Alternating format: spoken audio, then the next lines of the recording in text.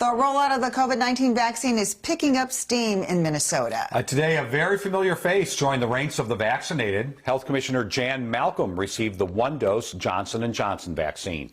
She got it at the Courage Kenny Rehabilitation Institute in Golden Valley, a place where she once worked, which made the experience personal. Surprised how emotional this day is. Certainly for me, but I think it just represents the hope that I have heard about and seen in friends and colleagues who've had the vaccine. It's a really big deal. Malcolm said she wanted to get the Johnson & Johnson vaccine specifically. She wants to show her confidence in its effectiveness.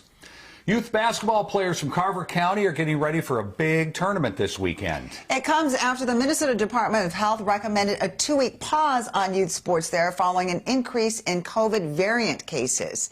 Minnesota Youth Athletic Services says that the participating teams from Carver County have until today to take a COVID test ahead of the boys' 7th and 8th grade state and recreational state championships. State health officials say that there has been a rapid case growth in Carver County, particularly in people under the age of 20.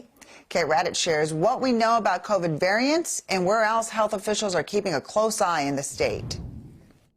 Since late January, state health officials have seen 114 coronavirus cases in Carver County, including 29 of the more contagious B.1.1.7 variant first detected in the UK. It's not just an increase in sheer numbers of cases, but recognizing that there were commonalities between all the cases. The Minnesota Department of Health says the majority of cases have been traced to school-sponsored and club sports activities like hockey, basketball, and wrestling. But there are 15 counties across the state with confirmed cases of variants. This is not just a Carver County problem. They're keeping an eye on 8 counties that have seen a spike in their number of COVID cases, which flags health officials to sequence positive cases for any variants. Those areas have had more isolated cases compared to Carver. Those are variants of concern, and there are also variants of interest. The state has identified close to 200 cases of the B.1.1.7 variant and 2 of the P.1 variant first found in Brazil. Chris Ersman says it's a race against the clock to get people vaccinated. The more transmission that we see,